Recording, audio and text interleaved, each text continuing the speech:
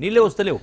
నేను మళ్ళీ అడుగుతున్నా, కృష్ణానది జలాల విషయంలో ఒకప్పుడు బీఆర్ఎస్ ప్రభుత్వం జగన్మోహన్ రెడ్డితో, అప్పుడు ఆంధ్రప్రదేశ్ ముఖ్యమంత్రి ఉన్న జగన్మోహన్ రెడ్డితో క్విడ్ ప్రోకో, ఆయనకున్న సన్నిహిత సంబంధాలతోటి కృష్ణా జలాల దోపిడీకి బార్లా తలుపులు తెరిచారనేది మీ ఆరోపణ. ఇప్పుడు రేవంత్ రెడ్డి గారికి ఇప్పుడున్న ముఖ్యమంత్రి చంద్రబాబు నాయుడుతో ఉన్న సన్నిహిత సంబంధాలతోటి కృష్ణా జలాలు దోపిడీ చేస్తున్నా పట్టించుకోవడం లేదని ఇప్పుడు బీఆర్ఎస్ ఆరోపణ. ఈ రెండు ఆరోపణలలో మొత్తం మీద నష్టపోయేది తెలంగాణ ప్రజానీకం, ప్రధానంగా మీకు సంబంధించి దక్షిణ తెలంగాణ ప్రజానీకం. దీనికి ఏం చెప్తారు? ఇక్కడ దక్షిణ తెలంగాణ, ఉత్తర తెలంగాణ క్వశ్చన్, తెలంగాణ రాష్ట్రం సమైక్య రాష్ట్రం నుంచి ఆంధ్రప్రదేశ్ ఏర్పడ్డది, తెలంగాణ రాష్ట్రం వచ్చింది. తెలంగాణ రాష్ట్రం వచ్చినాక మళ్ళీ దక్షిణ ధ్రువ ఉత్తర ధ్రువ మాట్లాడాలి ఇప్పుడు అవసరం లేదు. ఒకటి ఇక్కడ ఇంకొక పాయింట్ ఏంటంటే, కేవలం 200 కోట్లు ఖర్చు పెడితే కాళేశ్వరం ప్రాజెక్టు 5 లక్షల ఎకరాలకు నీళ్ళు ఇచ్చే బదులు దాన్ని మాత్రం పట్టించుకోకుండా, మరమ్మతులు చేయకుండా కాళేశ్వరం ప్రాజెక్టుని పెండింగ్లో పెట్టి కేవలం దక్షిణ తెలంగాణ ప్రాజెక్టుల విషయంలో రేవంత్ రెడ్డి మాట్లాడుతున్నారు. ఆయన ప్రాంతానికి తప్ప ఉత్తర తెలంగాణకు ప్రయోజనం చేకూరే విధంగా మాట్లాడడం లేదని ఇది ఇప్పుడు ఈ రెండు ప్రాంతాల మధ్య చిచ్చు పెట్టే ప్రయత్నం కూడా జరుగుతుంది. అది అది మూర్ఖత్వం. దక్షిణ ఉత్తర అని మాట్లాడే మూర్ఖత్వం, ఎవరు మాట్లాడే మూర్ఖత్వం. అది రియాలిటీ ఫ్యాక్ట్, రియాలిటీ అట్లంటే నేను చెప్తాను కదా. ఇప్పుడు పాలమూరు ప్రాజెక్టు మనం పాలమూరు అయినాక అటు పోదాం, కాళేశ్వరం పోదాం. పాలమూరుకు సంబంధించి మీరు నీటి కేటాయింపులు తీసుకురాలే, ఎన్విరాన్మెంటల్ క్లియరెన్స్ తీసుకురాలే. రెండవది మీరు ఇంకో మాట మాట్లాడిండు మళ్ళీ పాలమూరు ప్రాజెక్టు గురించి. పాలమూరు ప్రాజెక్టు గురించి కేసీఆర్ ఏమన్నాడు? జాతికి అంకితం చేస్తుందని ఒక పంపు ఆన్ చేసిండు. అది నార్లా ప్రిజర్వాయర్లో పోసి మొదటి లిఫ్ట్ నుంచి రెండవ లిఫ్ట్ వరకు అసలు కెనాలే పూర్తి కావాలి. తర్వాత ఎకరానికి నీళ్ళు ఇవ్వాలంటే కాలువలు ఉండాలి కదా. అసలు ఏ కాలువలు శాంక్షన్ ఈనాటికి కూడా అడ్మినిస్ట్రేటివ్ శాంక్షన్ లేదు. మెయిన్ కాలువస్ లేవు, అటు డిస్ట్రిబ్యూటర్స్ లేవు, మైనర్స్ లేవు, సబ్ మైనర్స్ లేవు, ఫీల్డ్ ఛాన్స్ లేవు. ఇప్పుడు శాంక్షన్ కూడా ఇవ్వలే. శాంక్షన్ ఇచ్చి ఈ మొత్తం ప్రాజెక్టు పూర్తి చేయాలంటే 80,000 కోట్లు అవుతుందో, అది పూర్తి వరకు 1,00,000 కోట్లు అవుతుందో. 27,000 కోట్లు ఖర్చు పెట్టి నేను పాలమూరు ప్రాజెక్టు పూర్తి చేసినా, 90% పూర్తి చేసినా, జాతికి అంకితం చేస్తున్నాను మాట్లాడితే, అంటే నేను పాయింట్ ఇక్కడ గమనించాల్సింది ఏంటంటే రమేష్ గారు, మనిషి మాటల్లో ఎంత నిజాయితీ ఉందనేది మనకు అర్థమవుతూ ఉంది. ఎందుకు ఇవి జరుగుతూ ఉన్నాయి మరి? ఇవన్నీ లేకుండా రెండవది అసలు నీళ్ళు ఇచ్చే పరిస్థితి రాలే. మీరు పంపులకు అడ్వాన్స్ పేమెంట్ చేసిండ్రు మొత్తం పంపులకు. రెండవది పాలమూరు ప్రాజెక్టు పైన ప్రేమ ఉన్నట్టుగా వలుకబోసినట్టుగా కేసీఆర్ మాట్లాడిన దానికి ఎందుకు 2 టీఎంసీని 1 టీఎంసీ చేసిండు? పాలమూరు ప్రాజెక్టును కాళేశ్వరాన్ని 2 తీసుకొని 3 ఎందుకు చేసిండు?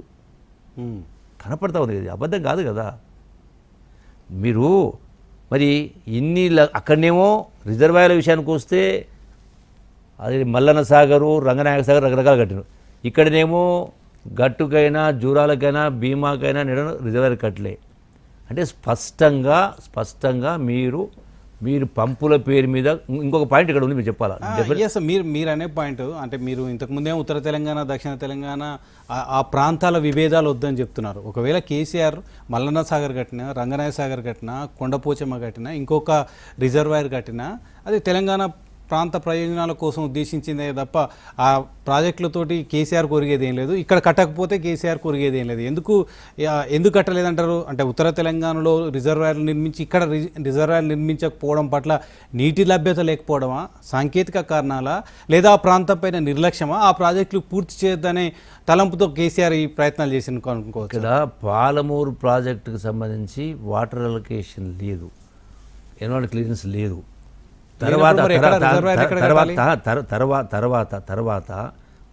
దానికి సంబంధించి సుప్రీంకోర్టు స్టే ఇచ్చింది. తర్వాత ఏంటంటే మీరు తాగునీటి కోసమని ఇచ్చిండు.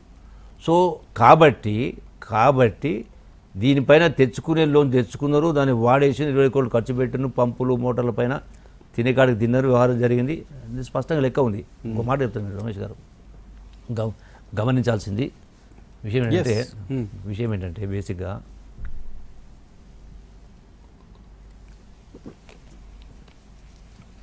నేను గత శాసనసభ ఇప్పటికి కూడా 2 సార్లు చెప్పిన, నేను చెప్పిన అందుకనే ఉద్యమ ప్రస్థానానికి పరిపాలనకు ఉద్యమ పవిత్రతకు శాంక్టిటీకి పరిపాలనకు ఏ మాత్రం కూడా పొంతన లేదు. ఎందుకు లేదంటున్నంటే నిజంగానే నిజాయితీ తపన ఇన్ని ఆత్మహత్యలు తెలంగాణ రాష్ట్రం వెనుకబడ్డ ప్రాంతం అనేది నిజంగా మనసులో ఏ కోశాన ఉన్నా కూడా ఏం జరుగుతూ ఉండే, ఏ టెండర్ పిలిచినా జనరల్గా online open tender competitive bidding ఉంటుంది. ఇదంతా చెప్పేసారు. జరిగింది? కేసీఆర్ ప్రభుత్వం అవినీతి పాల్పడది, కేసీఆర్ ప్రభుత్వం లేదు, టెండర్లతో అవినీతి ఇక్కడ పాల్పడది, ఇక్కడ ప్రాజెక్టుల పేరు ఇదంతా అయిపోయింది. అది అయిపోయింది. ఇక్కడ ఈ ప్రభుత్వం వచ్చింది. ఇప్పుడు ఇష్యూ వల్ల ఇక్కడ ఒక నిమిషం మీరు వినాలి.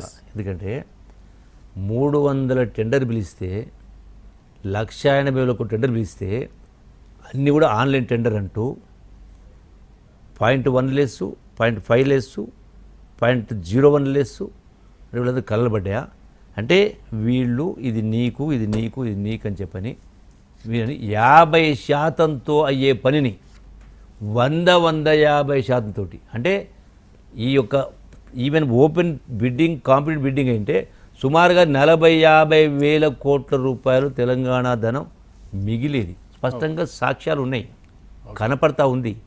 అంటే అందుకే నిజాయితీ లేదు, మాట్లాడే మాటకు చేసిన దానికి పొంతన లేదు. ఓకే, ఇది ప్రధాన కారణం.